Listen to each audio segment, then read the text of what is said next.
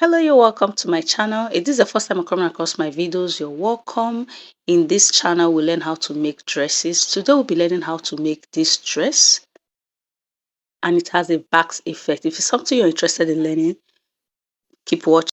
You can use our handles to reach us if you try this out. So here I'll measure out my fabric. I'm using 2.5 yards of fabric. The reason I'm using 2.5 is because of the gathers that I'm going to use. But if you're on a small size, you can use 1.5, okay? This is a floral crepe, okay? So you just cut out and you fold it into 4. So I have placed my fabric as seen, and here I'm going to mark out a straight line.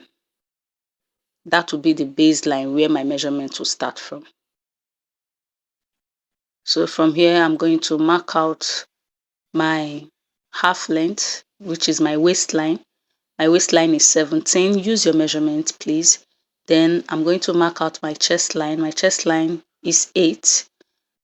Then I would, I'm defining my lines, as you can see.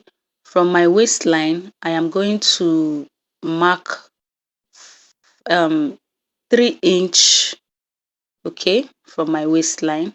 You can do 5, you can do more. So now I went ahead to add my shoulder measurement. My shoulder measurement is 7.5 plus my sewing allowance, that is 8. So please use your measurement. If you don't know how to take measurement, I'll link it in the description box. I have a detailed tutorial about that. So for this, I'm going to do 1 inch for the slanting of the front and the back. Then later, I'm going to reduce for the back, okay? So I did my neck depth. I did the standard neck depth, 3 inward, 3 wide, 3 depth. So I'm just going to connect my lines as seen. I'll connect the neck depth.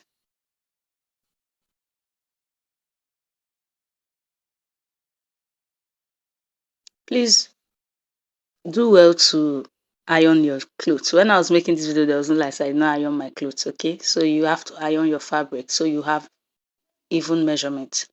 So now I'm going to put my chest line. That's my bust measurement. I will impute my waist measurement. Impute my waist measurement, and for the hip line, I'm adding I'm replacing my dart. That's the dart measurement that I just put there.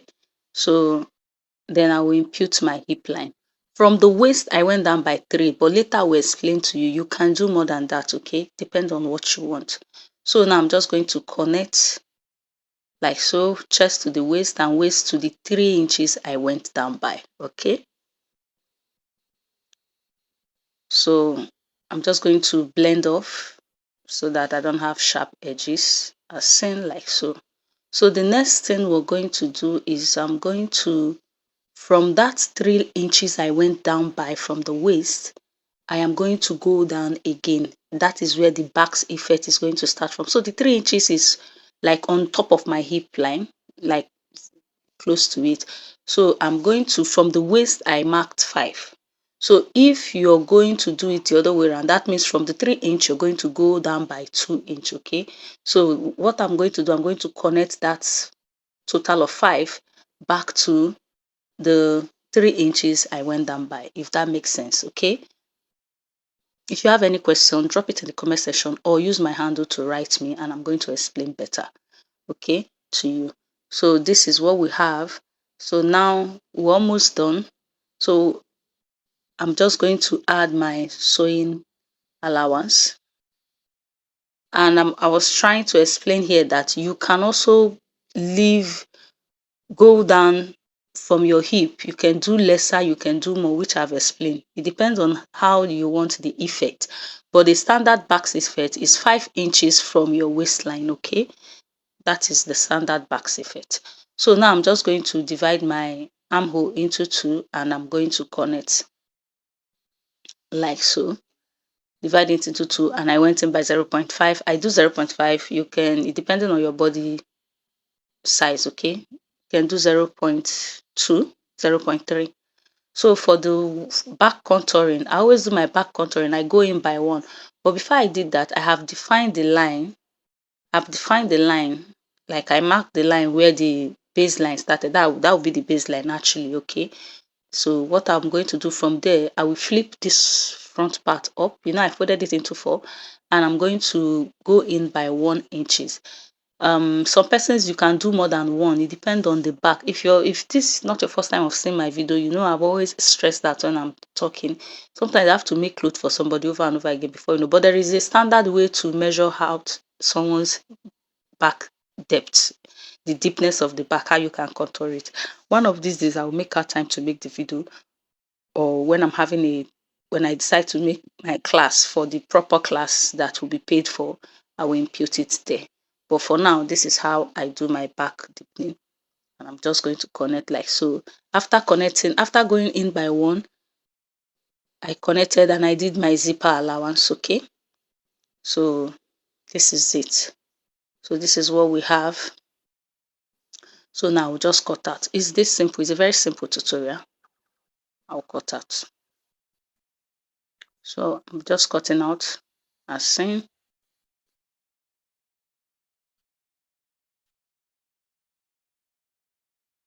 For the sewing, I added 1 inch sewing allowance. You can do more than one. It's my dress. If you're making for a client, some clients will tell you to add more allowance, okay? But I use just 1 inch.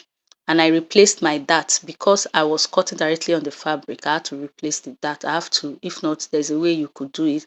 So I replaced my dart here when I did the measurement. So make sure to do that.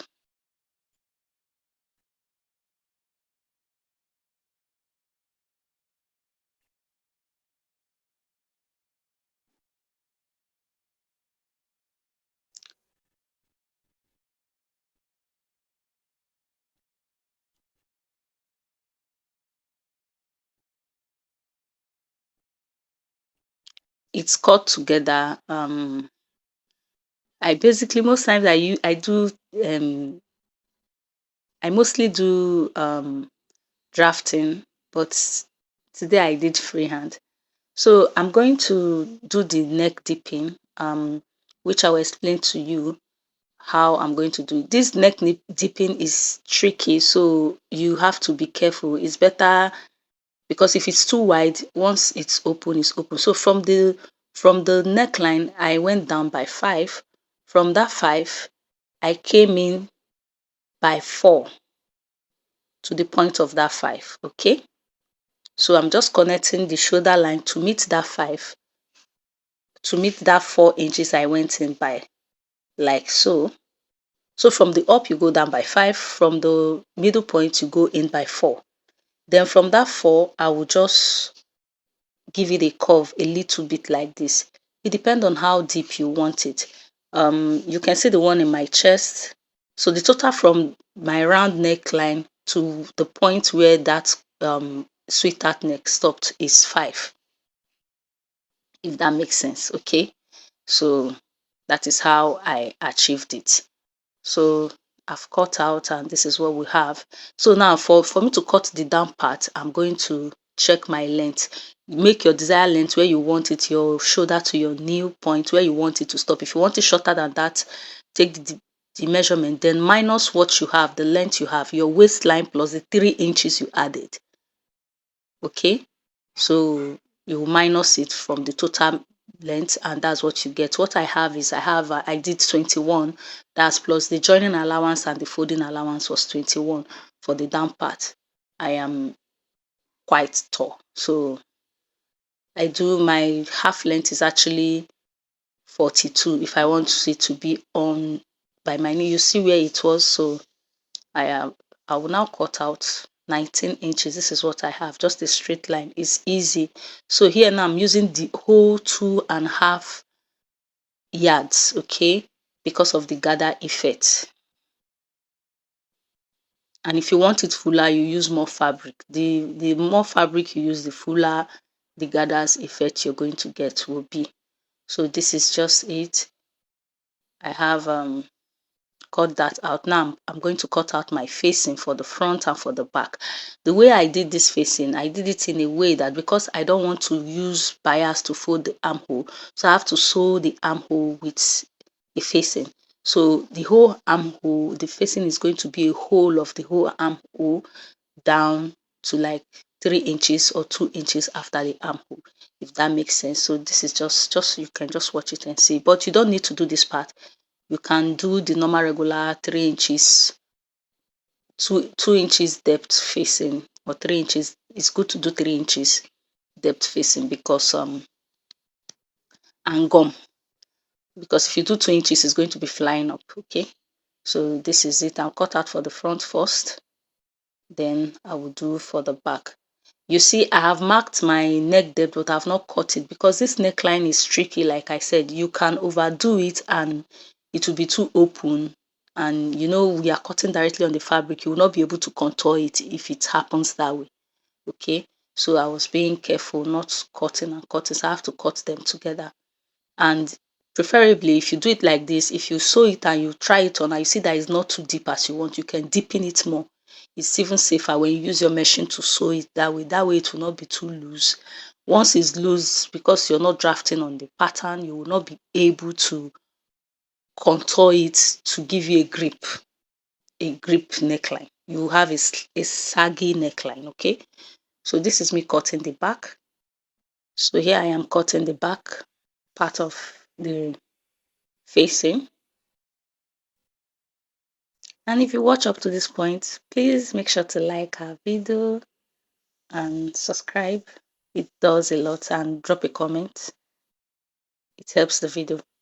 So I have my two facing, that's for the back and the front. So I'm using the front now to give so that we'll have an even length when I'm sewing it inside, So I will just make sure the armholes are aligning with each other. Then I will trim off the excess I have from any of it so that we'll have a even line.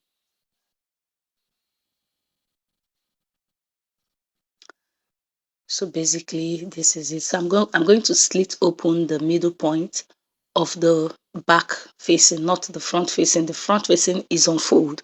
The back facing is also on fold, but it have to, because of the zipper allowance, it have to be separate. So this is it. So what you do now, I'm going to hem the down part like so. I'll hem with 0.5, 0.2 or 0.5, your choice preferably. I'll hem again. Then here I have sewn my gathers. You can see the gathers. I've sewn the gathers, and I'm just going to draw. You're going to notch the middle point. You've put the fabric together and you notch. Then I will draw from the right side till I get to the middle point. I will start from the other side. The reason you have to do two-step gathering, two rope of gathering, is because while trying to do the gathers, one may cut. So it helps you have secured. If not, when you walk to the middle and it cuts, like you are starting afresh again, you're going to resew again. So that's what it does for it. So you gently draw your gathers from the right hand to meet to the middle point where you notched, and you start from the other side again to meet to that middle point where you notch. You measure it. If it aligns with the measurement you need for it, okay. You can first of all couple the bodies if you know how to do that already before you get there. So now this is the facing. You see, I matched it. I sewed it because there was no light to glue it. So now I have to take I'm going to show you how to take your dart. For the back of your dart, your back dart, you're going to go down from your chest line by 1, then you connect your dart measurement, and that's where your dart leg stops. So you can pause and read if I'm too fast. But while watching, I will still show you how to go about your dart, how to fix your dart directly. I think I have a video on how to transfer that, but I'll look for it. So now we're starting from the front panel. We're putting the darts, but we're going to mark the dart on the front panel fabric. So I'm going to go down to my nipple point, which is 11. From my nipple point, I'll go down again by 1. This 1 inch is where the dart leg would stop. Okay, is where the dart. Now I'm going to put my dart measurement. Because I'm marking directly on the fabric, my dart measurement is 4, but I'm going to do 4.5. So if your own is 3, you're doing 3.5. If it is 5, you're doing 5.5 because you're marking directly on the fabric. Okay. Every bust measure pan, nipple to nipple pan is different. Divide yours, whatever you have, divide it into 2. That's your dart measurement. Then you add, because you're marking directly on the fabric, you add extra. So I have done that. So I'm going to connect it to the 1 inch I went down by from my nipple point. From my nipple point, I went down by 1. That 1 is where the dart leg will stop. Okay, because that will enable you have ease when you wear your bra. Okay, so I'm going to do 0.5, 0.5, and I'll connect it back to the dart leg where the dart leg is ending, as seen like so.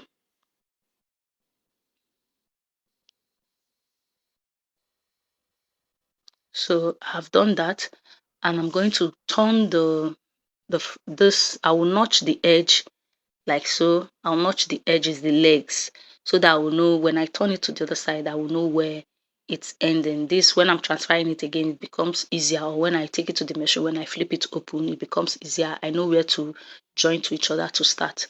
So I'm going to flip it to the other side, and I will transfer the same way I transferred the dart from that side to this other side. It's the same thing I'm doing here, and I'm also going to do that for the back. So I'll just let you watch and you see. If you have any question, I always say, please send me a message and I'll respond to you as soon as I get your message.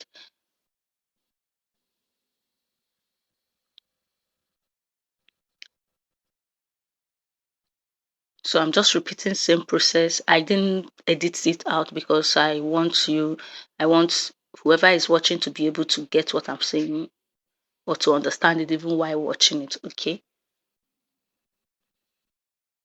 So I've connected for the front. I'll repeat same thing for the back. Meanwhile, you can see if is a thin line for the back that my back zipper allowance, the contouring on my back, you can see the line there. So your dart leg is going to start from the line inside, not the zipper allowance. Okay. So from the chest line of the back, you're just going to mark the chest line, define the chest line. Okay. Then from that chest line, you go down by 1. That 1 inch you went down by is where your dart leg is going to end. But if you want it actually to end on that chest line point as well, it is possible. Some persons allow it to do that. Some person can do that. They do that. Okay. You'll still achieve same results. But this is how I do mine.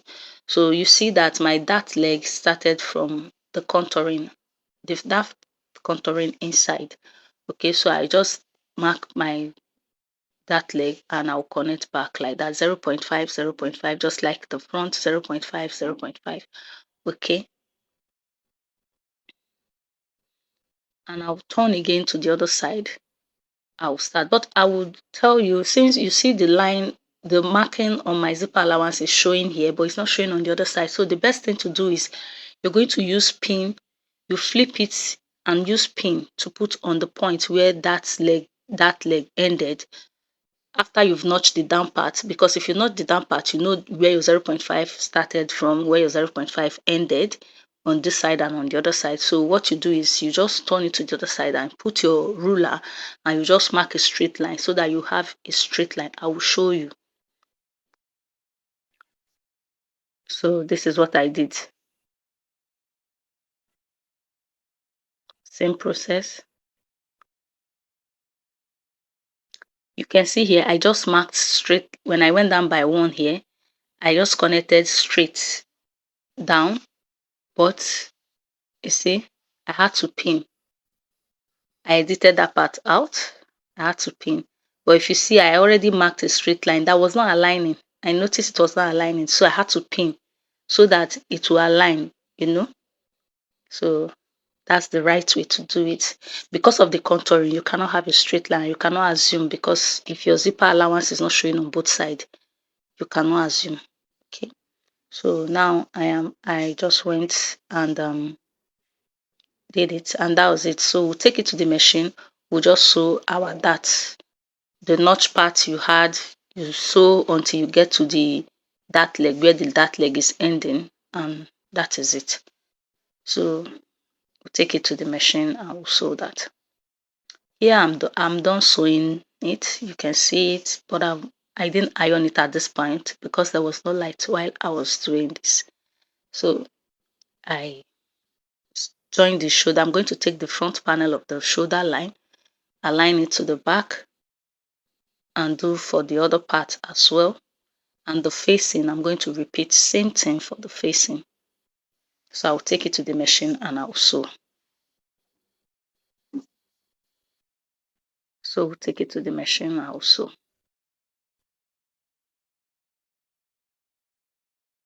On the added allowance, which is 0.5. So here I am done sewing. Actually sewed my zipper allowance here, but I'm going to flip it open. I wanted to sew a there's a finishing I wanted to do, but later I changed my mind. So you take your facing, add it to the main fabric, and you sew. I was trying to point out here that this fabric is stretchy. So because it was stretchy, I snatched 0.5 out of my waist. Okay. So that it doesn't look very loose. That was what I was pointing out here. But if you're not using a stretchy fabric, this fabric has stretch. If your fabric is not stretchy, sew on your basic body allowance. Okay. So here I have hold the facing. I was actually sealing it before, but I stopped.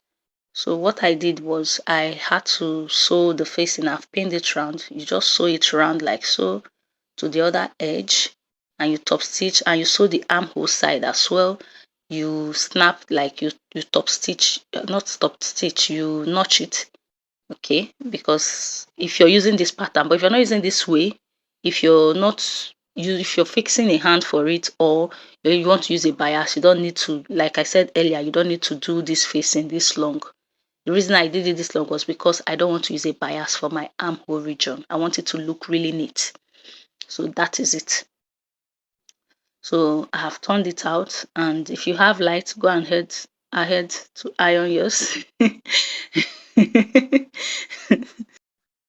It's actually not right to make your garment without ironing, but when life give you lemon, you make lemonade out of it. There was no light while making it. I have to make my videos, so I had to do what I had to do. So now you're just going to turn it to the other side. You join it together and you sew. So if I had ironed it, all this place would have lapped up, and if there was an error, you'll be able to detect it. But you see, it is one of the things we face living in Nigeria. So you just have to hold it like so. Then when you get to the armhole side, you're going to flip the facing up and sew it. So here, take your gathers, notch the middle point, and this one, you notch the middle point of the upper part. You align the middle points together, and you sew on your added allowance 0.5, 0.7, whatever allowance you added. You sew. When you're sewing, if it's excess, you have to know how to adjust it, and if it's shortened, you also know how to adjust it and fix the zip. When you're done sewing, you fix it. Thank you for watching. You can reach us with this handle. Bye.